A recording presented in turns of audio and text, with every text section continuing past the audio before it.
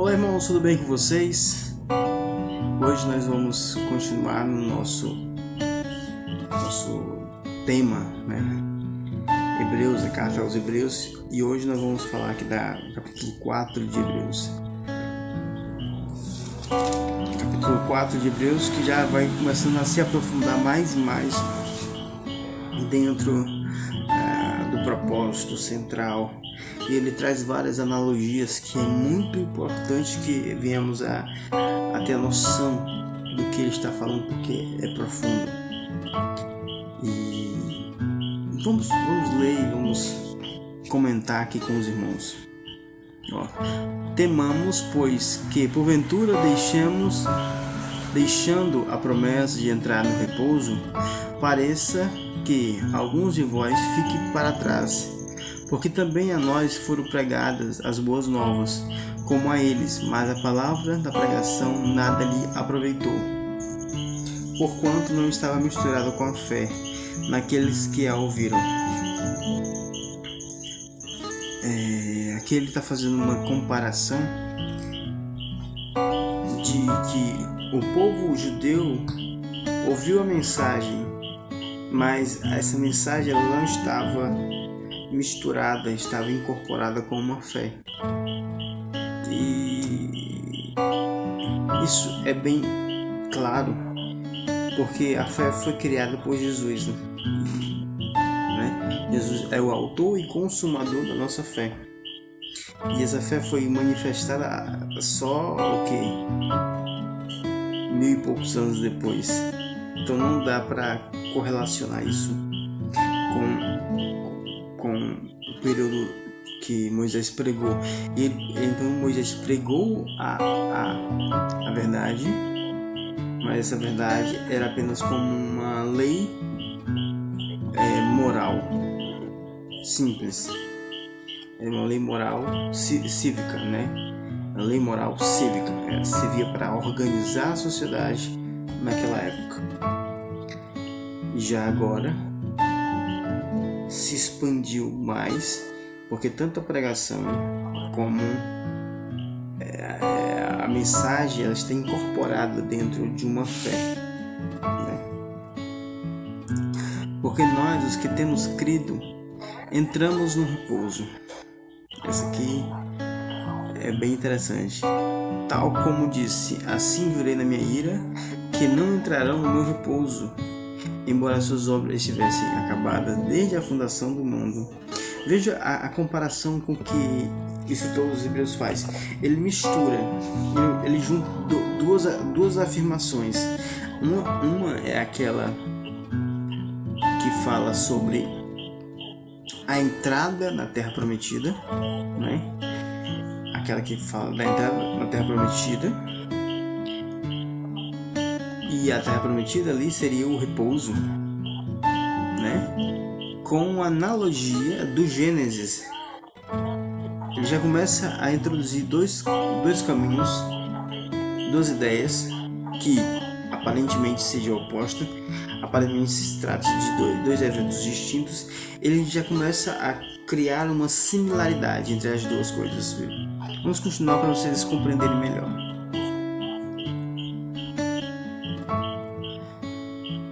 Porque em certo lugar disse assim, do dia sétimo, lá na criação. Ele pegou aqui a parte do não entrará no repouso. Aqui a palavra de Deus fala um pouco de Israel que não ia entrar. Os que foram desobedientes, claro, não iam entrar na Terra Prometida. E aqui ele já coloca a ideia do dia sétimo, do sábado.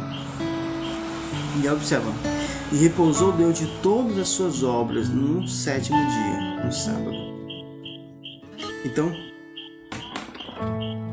e outra vez, neste lugar, não entrarão no meu repouso.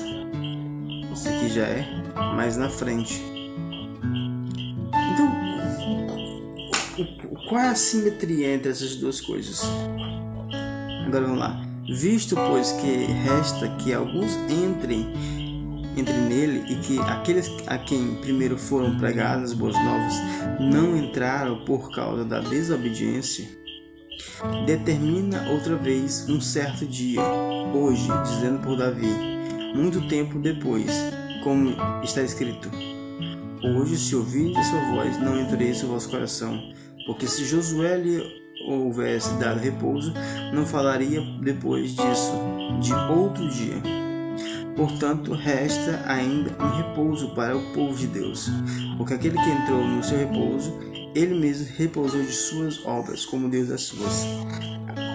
Aqui é essa analogia que ele utiliza é muito interessante. É o seguinte: quando você crê em Jesus, você entra no sábado de Deus. O sábado de Deus não é o sábado humano, não é o sétimo dia da semana. O sábado de Deus é a realidade de Deus, é o céu, é o paraíso. Entrar em repouso, estar garantido, estar com Deus. Quando no Gênesis, por exemplo, quando ele diz que Deus descansou de todas as suas obras, é óbvio que ele não descansou, porque ele não cansa.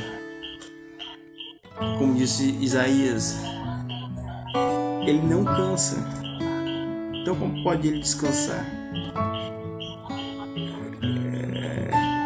Então essa ideia que ele fala de descanso não é aquilo que aparentemente nos parece ser. O sábado de Deus é um sábado distinto do sábado humano, porque o sábado foi colocado nos 10 mandamentos. Porque ele é tão importante, o sábado? Porque ele reflete, ele revela o propósito de Deus para todos nós.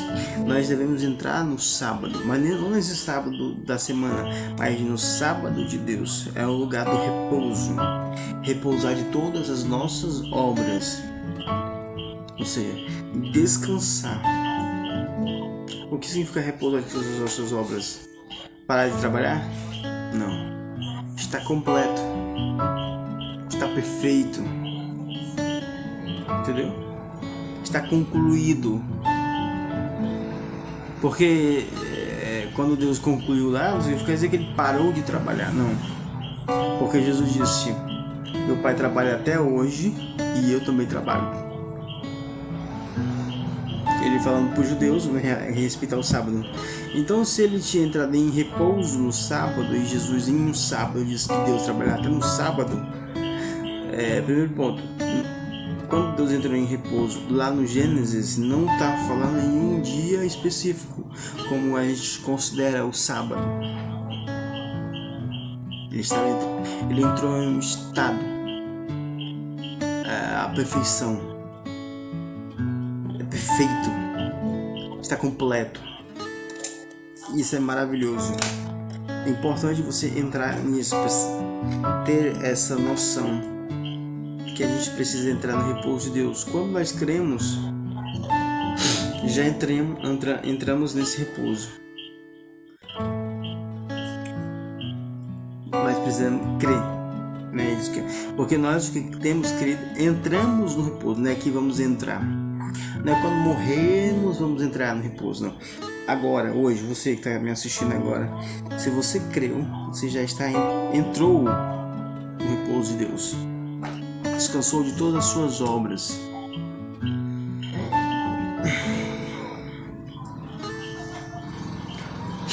É basicamente assim, sua vida se encerrou. Que agora você não vai mais viver, você vai ser vivido.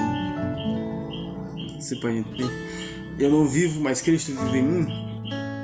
É o que eu quero dizer. Você não mais vive, mas você vai ser vivido por Ele. Espero que vocês tenham entendido. Determina talvez um certo dia, dizendo por Davi, muito tempo depois, como está escrito: Hoje, se ouvirdes a sua voz, não endureça o vosso coração, porque se Josué lhe houvesse dado repouso, não falaria depois disso, se de outro dia. Portanto, resta ainda um repouso para o povo de Deus. Porque aquele que entrou no seu repouso, ele mesmo repousou de suas obras, como Deus das suas. Procuremos, pois, entrar naquele repouso. Naquele repouso. Naquele repouso, não é no repouso, não. É naquele. Para que ninguém caia no mesmo exemplo de desobediência. Porque a palavra de Deus é viva e eficaz e mais penetrante do que qualquer espada de dois gumes, e penetra entre a alma e penetra até a divisão da alma e do espírito, e das juntas e médulas, e é apta para discernir os pensamentos e intenções do coração. E não há criatura alguma encoberta diante dele, antes todas as coisas estão nuas e patentes aos seus olhos, daquele com quem temos de tratar. Então, aqui mora uma coisa extraordinária também, que é um conselho que eu quero dar para os irmãos. Como você está diante de Deus? Como você está quando não está na presença de nenhum humano? Como é que você é aqui dentro? Você é íntegra de fato? Os seus comportamentos externos refletem os seus comportamentos interiores? O que está morando dentro de você? Existe um remédio para isso que se chama oração. Confessar os nossos pecados. Não lembro se é Tiago que fala que devemos confessar nossos pecados uns para os outros.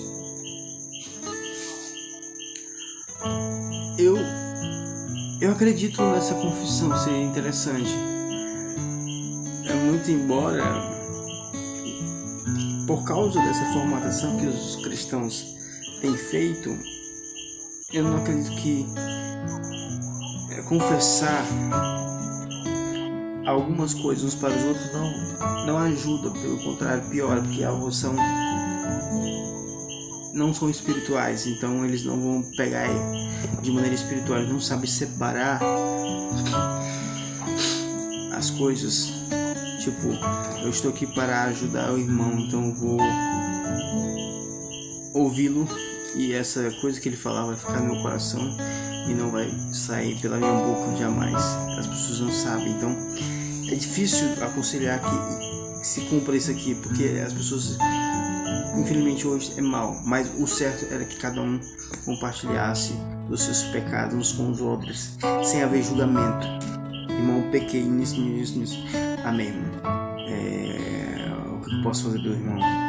Algum aconselhamento, uma ajuda física, psicológica ou qualquer do tipo. Mas não, os irmãos hoje ouvem uma coisa e já pega a sua metralhadora e começa a cravar as balas no irmão, apontando, acusando, tratando-o como condenado.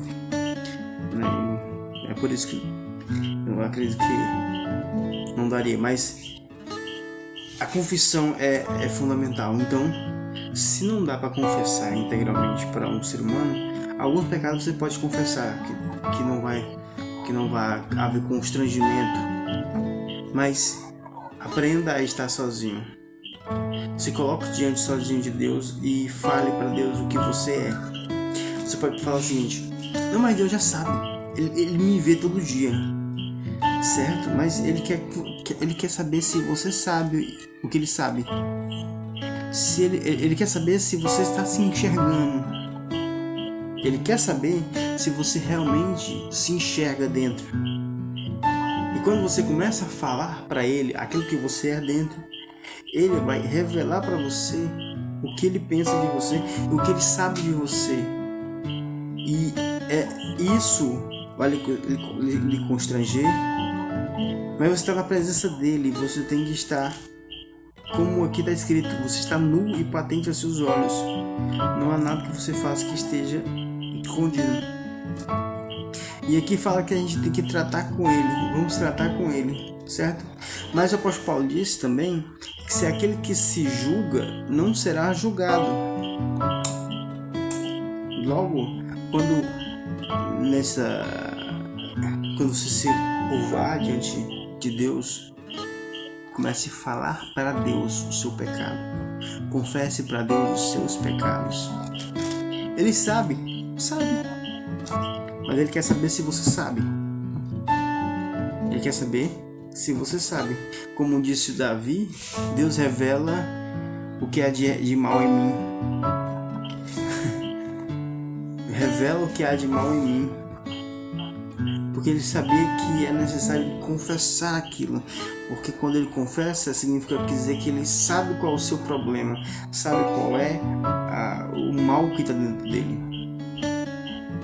E você só encontra uma solução quando você sabe qual é o problema. Você só tem um remédio adequado quando você faz uma consulta sincera. Tá bom? Então, porque todos nós iremos tratar com ele. Por que não tratamos agora? Trate agora. Vamos tratar agora. Vamos estar nu diante dele, na presença dele.